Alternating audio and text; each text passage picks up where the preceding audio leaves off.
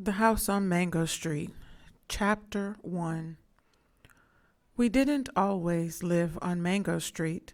Before that, we lived on Loomis, on the third floor, and before that, we lived on Keeler. Before Keeler, it was Paulina, and before that, I can't remember. But what I remember most is moving a lot. Each time it seemed there'd be one more of us. By the time we got to Mango Street, we were 6. Mama, Papa, Carlos, Kiki, my sister Neni, and me. The house on Mango Street is ours, and we don't have to pay rent to anybody, or share the yard with the people downstairs, or be careful not to make too much noise. And there isn't a landlord banging on the ceiling with a broom. But even so, it's not the house we thought we'd get. We had to leave that flat on Loomis quick. The water pipes broke, and the landlord wouldn't fix them because the house was too old. We had to leave fast.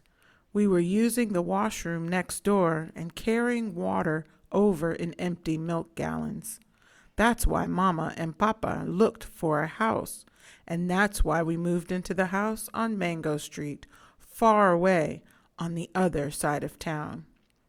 They always told us that one day we would move into a house, a real house that would be ours for always, so we wouldn't have to move each year. And our house would have running water and pipes that worked.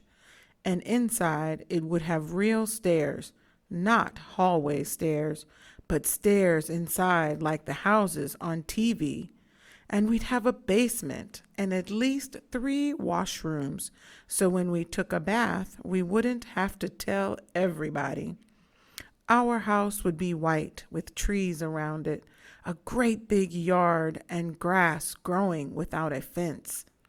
This was the house Papa talked about when we held a lottery ticket, and this was the house Mama dreamed up in the stories she told us before we went to bed.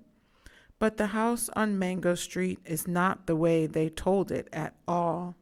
It's small and red with tight steps in front and windows so small you'd think they were holding their breath. Bricks are crumbling in places, and the front door is so swollen you have to push hard to get in. There is no front yard, only 4 little elms the city planted by the curb. Out back is a small garage for the car we don't own yet, and a small yard that looks smaller between the 2 buildings on either side. There are stairs in our house, but they're ordinary hallway stairs, and the house has only 1 washroom. Everybody has to share a bedroom. Mama and Papa, Carlos and Kiki, me and Neni. Once we were living on Loomis. A nun from my school passed by and saw me playing out front. The laundromat downstairs had been boarded up because it had been robbed 2 days before, and the owner had painted on the wood, "Yes, we're open," so as not to lose business. "Where do you live?" she asked. "There," I said, pointing up to the 3rd floor. "You live there?"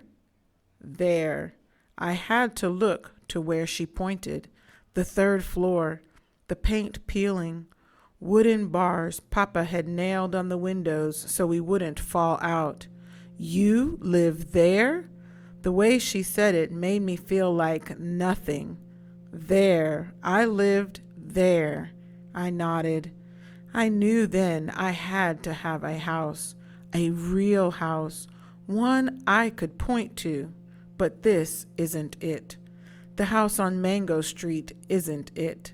For the time being, Mama says, "Temporary," says Papa, but I know how these things go.